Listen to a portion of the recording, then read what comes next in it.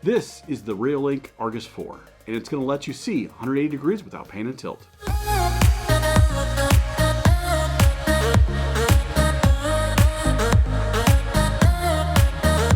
What's up YouTube? Welcome back to DIY Reed. My name is Reed, and if you're new to my channel, please consider subscribing.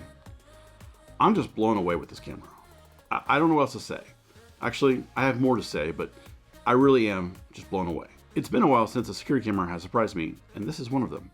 Just check out the quality of the video right now. Look at how crisp this is. We'll dive further into the video quality later, but I really wanted to share how crisp it was from the get-go. In this video, we're going to take a look at what you get in the box, the price of the security camera, its features, share some sample video during the daytime and nighttime, do a quick run through the app, and at the end, I'll share my final thoughts. In the box, you're going to get the security camera itself, the camera mount, a strap and a strap mount, screws and drywall anchors, a short USB-C cable so you can charge it, quick start guide. Then there's going to be a solar panel mount, and a strap mount for the solar panel. The price of this Reolink Argus 4 with the solar panel too is about 190 bucks. I'll leave links down in the description below so you can find the best current price. The Reolink 4 is a very slim and compact design for a battery-powered dual lens camera. You have two lenses here, spotlights on each side, one in the middle. The PIR motion sensor is at the bottom, which can detect 180 degrees. On the back, you have the speaker. On the other side, there's a rubber flap that covers the USB-C port for charging, as well as plugging in the solar panel. Below that, there is a 1/4-20 camera mount.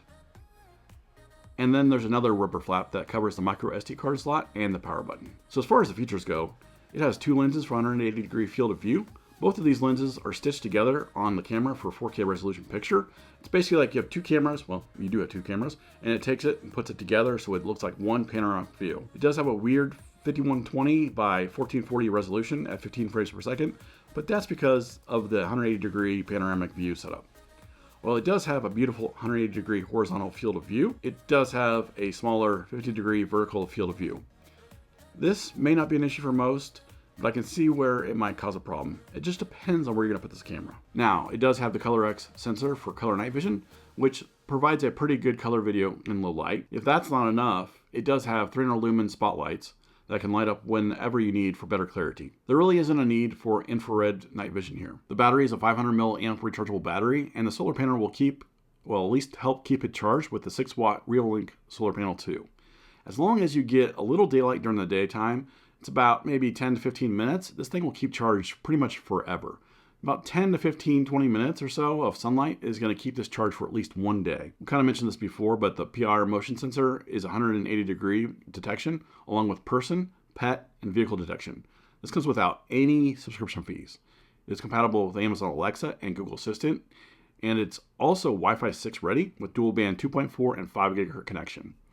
It has a microphone and a speaker for picking up audio on recordings and also two-way audio. Last but not least, it doesn't require subscription and has a micro SD card slot that's compatible up to 128 gigabytes for local recording. It also is compatible with Reolink's Home Hub, which is kind of nice. That is an addition, but their Home Hub allows you to record, I'm not gonna say all Reolink cameras, but most, if not all. That way it can record to its home hub if you don't have their NVR. So let's go ahead and take a look at the quality of the video during the daytime and the nighttime.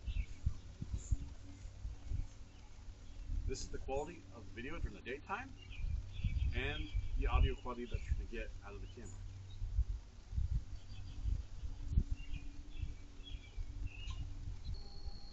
Here's the quality of the video at nighttime with the spotlights on, and this is the audio quality you're going to get as well.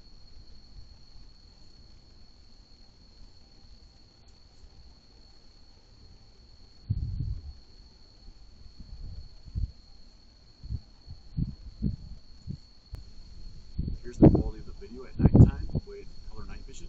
I turned the lights on my house and pulled up my blinds and all that. But really, it's pretty dark here, and I'll show you what that looks like through my iPhone too.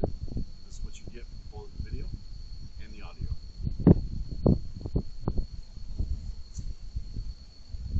For the color night vision, this is what I'm seeing with my iPhone outside.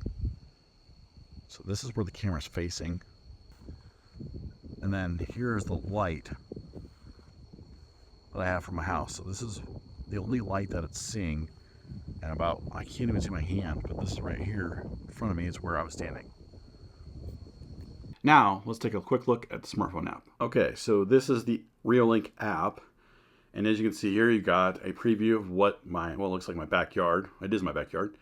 And then you have settings, and then you have the PIR sensor if you want to turn that on and off. And then you have the battery life. And then you just click in, and it'll provide a live view.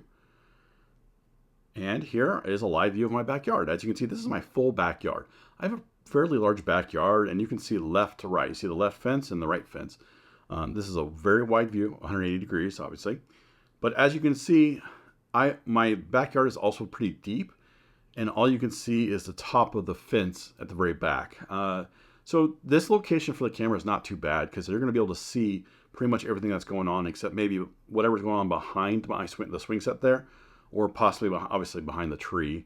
But you're pretty much going to see all of my backyard for the most part, which is like about 6,000 square feet. And you're going to be able to see this with just one single camera here versus having multiple ones here. So as you can see, you got a bunch of buttons here. You got pause. You can pause the video footage. I'm not really sure why you'd want to do that. You can, right now, audio is muted. I can turn on audio to listen in on what's going on. So maybe if someone's there talking, I can listen in on what's going on. Or if I'm needing to talk to somebody, I can listen in. You can take a still shot video or photo of what's going on. And then I can record a video to my phone. So if something's going on, I can record to my phone if I need to. As well as it'll record it to the SD card, and I can pull it from there if I want to. And then it says hi right here. I can click on that, and this allows me to change between different resolutions. I want high. And then the arrows here on the opposite angles, or diagonal arrows here, is I can put it into, what is it called? Not vertical, but horizontal view, portrait mode, if I wanted to. Did that portrait mode? No, portrait mode be up and down, right? What's the other one? It's when you touch your phone sideways. I can't remember. Anyways, someone will probably comment what that is down below. And then down below, I can talk or talk to somebody if I wanted to, and then play back any footage that's been going on. To the top right, you can see that I have an alarm. If I wanted to turn on the alarm, I can trigger the alarm audio if I wanted to. I have the camera, or not the camera, but the flashlights. I can turn those on manually if I wanted to. And then I have the settings right here. I can click on that. And so this is the name of the camera. I just named it Argus 4 Pro. I know, original. I can click in on that, and it's going to take me, and it's going to tell me the serial number of the camera, the firmware version, and all that type of stuff. That way, if there's any issues with what's going on, you can give that to Reolink, and they can help diagnose what's going on. Right now, the battery life is at 22%. What wireless connection it's on. Display is going to allow us to just decide on anti-flicker, what we want to do there. If you click on the stream, this will allow us, again, to change the resolution, change the brightness of the video. The camera name, we can change that to wherever we want. Date, and then privacy mask is going to allow us to, this is pretty much allowing us to block out any specific areas for privacy, for motion, and all that. And then advanced is going to allow us, this is going to allow us to change the image stitching if I need to. You can't really tell on this right now that technically there's a line down the middle. There's just, I think when someone crosses between the two camera lenses, you'll be able to tell real quick. You might be able to tell. But you can't really tell that these are two images stitched together. Brightness and shadows, you can adjust that there. Audio, record audio obviously, sound test, and how loud's the alarm. Light, this allows you to turn on the spotlight, or at least turn on the brightness of the spotlight. We obviously want that super bright. We have it on auto mode because we're going to let the camera decide when the spotlights come on. We're going to let it, if there's enough light in there for the color night vision to work, we want that to work. But if it determines it needs the spotlights, it's going to go ahead and turn those on. We got the PIR motion sensor on. We can set the sensitivity to that. We have a detection alarm. We can turn it on and off and all that. Camera recording is on. We can set up a schedule, when to record and when not to record. How long post-motion record duration, how long does it record for? Overwrite the oldest, obviously. That's what we want to do. And then push notifications, email alerts, siren on and off, FTP. So you can actually set up a local FTP server or a regular server, I guess. You give it the IP address and login and password, and it'll upload those videos that it takes to that server. You can share the camera with somebody if you wanted to. Time lapse, which is really cool. You can make sure, or time lapse what went on through the day. And then advanced basically allows you to, because you can put a pass-through on this. So if someone were to go take the camera and they were trying to get it on their own, you're gonna have to they're gonna have to put in this password. And also this thing will lock them out after 3 failed attempts. And then log out of device and delete. Here are my final thoughts. If you've watched any of my other videos on security camera reviews, you'll know that I don't normally comment on the quality of video during my reviews. Mainly because I provide sample footage during the day and nighttime, and I want to let you decide for yourself if it's good enough quality for you or for you to purchase. Now, I can also comment on that, and I don't want to get in the way of your purchase decision on that. You decide if the quality on the video that you see is good enough for you. I think what I think is good may not be good for you, but what you think is good may not be good for me. It's just up to you. You're the one purchasing this. Now, that being said, I'm telling you that I'm really impressed with the quality of the video on this camera, both during the daytime and nighttime. The reason why I'm telling you is this, I'm still surprised. I've had this thing for I think about 2 weeks now. I don't know. I'm still surprised that consumer grade security camera like this for a low price is this good. Now, you know me, I'm a huge fan of local storage and not having to pay for any subscriptions for person, pet, and vehicle detection. I'm actually finally dropping my Ring Pro 2 video doorbell for the Reolink video doorbell. The reason of this is I don't want to pay for subscription fees anymore. Plus, Ring upped their price a couple of months ago or so, and that was my final straw. Be on the lookout for my Reolink video doorbell review coming soon. If you found this video helpful, please leave me a like and feel free to ask any questions in the comment section down below.